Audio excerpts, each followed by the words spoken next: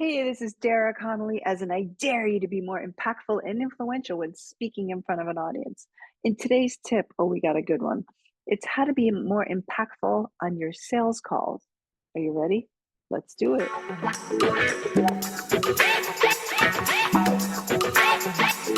Think about sales call mastery and how to really win over anyone. This is great techniques that I want to teach you that'll make it so much easier because I know for many of us, we get a little nervous on those sales calls. So hopefully you have a pen and paper handy. Most people actually have very low sales conversion. I think the industry standard is about less than 5% actually. Now, why is that? I believe it's because they think of it more about being concerned about closing the sales call rather than connecting with the person on the other end. Think of the last time you were on a sales call. Can you remember the person's last name or what city they lived in or what was their biggest concern of why they wanted to have this conversation with you? If you're not remembering things about the client, you may not have been a great listener or really spent time getting to know them. Now, I never took a sales course. I am someone who has been an entrepreneur for over 20 years.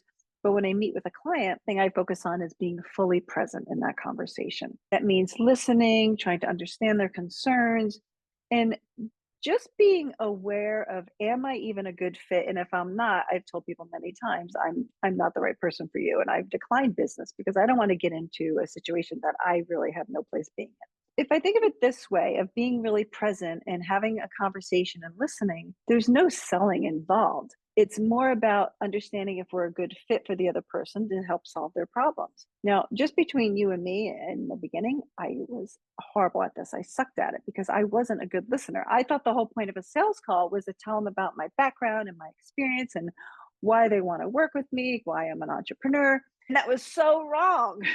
So please don't do that. I've now learned is that you want to be natural. You want to be human. You want to be able to understand what the person's going through as if you're their friend. When we think of it this way, then they're more likely to like us and want to work with us. Now, today I close close to 85%, which is really phenomenal. And here's how I'll do it. I'll take you right through. First thing I do is listen way more than I speak. I ask lots of questions. I make sure I understand their concerns. If I don't, I ask follow-up questions. And then I uncover the gap because there's always a gap of where they are and where they want to go.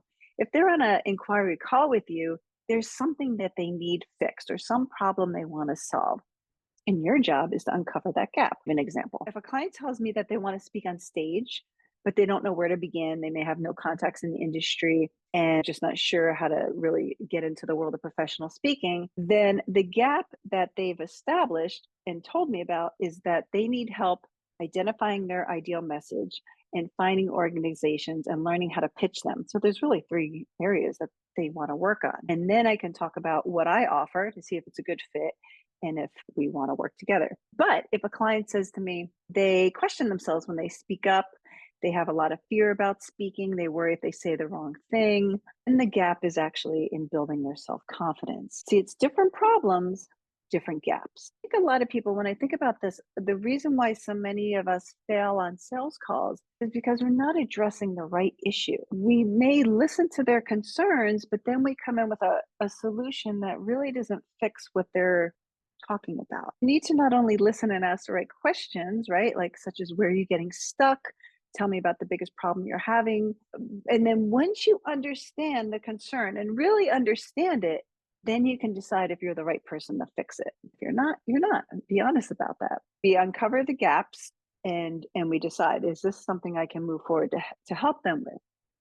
Now, everybody has a different way that they're motivated, and you must learn what motivates your client. I remember a potential client, he wanted to get his daughter on a TEDx stage, and his daughter was young, like grade school age, and she was a recording performing artist. She had written a book, and the next step to him was to get her on a TED stage. He just wanted her to be famous.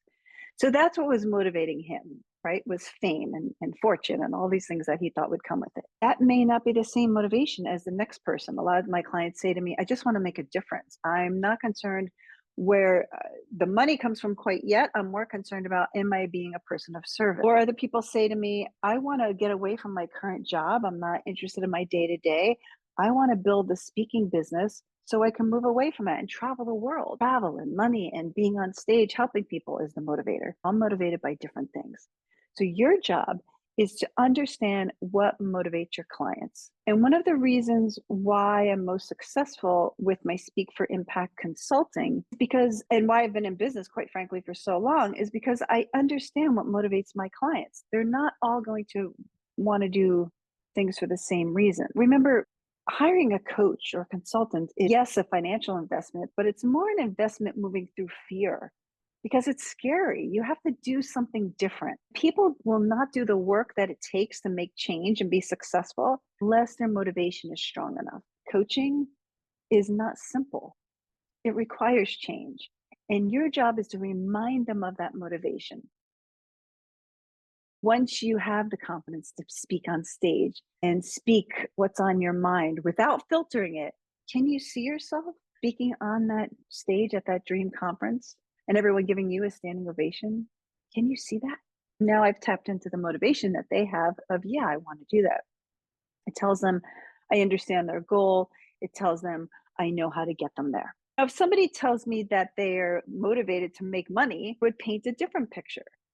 Can you feel the meeting planner handing you a check for $10,000 or $15,000 because you gave an impactful presentation at their organization and you really transformed the audience? Can you feel that? Can you see that check in your hands? Different motivation, different scenarios for different people. Motivation is huge in the sales process. People miss this. This will help you. The last step when we talk about how to win over our clients is connecting. Connecting means somewhere in the conversation, you show them you're just like them. Maybe they talk about where they live and you visited that city and you love the churches or the parks there. Or you share a story about how you first started business and you had the same struggles as them. Find natural ways that you connect with a person to show that you understand them and you like them and you're building rapport with them. People do business with those that are similar to them. So the more that you're able to build rapport and connect with them, the more likely they'll be willing to say yes and let's move forward. And remember, anytime we buy something that's significant in price, it's an emotional decision. So what that means is help your clients feel something, emotion, because you show them you can help solve their problems so they don't have to struggle anymore. Or you begin to show them a different way of doing things to make things easier. They don't have to work as hard. Or they're more likely to invest in you because you understand their pain points and they trust that you are the right person to help them. Remember, be afraid to be vulnerable here because emotion may bring up some of your emotions, some of your struggles, some of your pain points. When we only position ourselves as the expert, that we're here and the clients are here, we're missing it. No one wants to work with an expert. They want a human who understands their problems, who has expert ways to solve them. Having the confidence to speak with impact and do this on every single sales call you have, not hard, but it takes a little bit of rewording the conversations you're having and learning how to do this in a way that really instills trust in your client. So if you want a little bit of help with this or want to practice your sales calls with me, just click the calendar below to jump on a call with me. Once you've done all of these steps that I just went through in this video, fill every need the client has, it's easy for them to say yes and want to work with you. Oh, and here's the other thing, a bonus tip. Don't rush your clients to make a decision. You state your offer. Give them time to consider it. Most people blow these deals because they cannot hold the silence after they've made the offer. So you mention your price, you mention your program, you mention your products, then stop talking. Give them time to consider it. If it's a no, that's okay. You want to ask why to make sure you understand what could you have done differently in the future. Are you ready to jump on a call and learn how you can speak with impact on every sales call every time? Be sure to click below to have a chat with me. I dare you.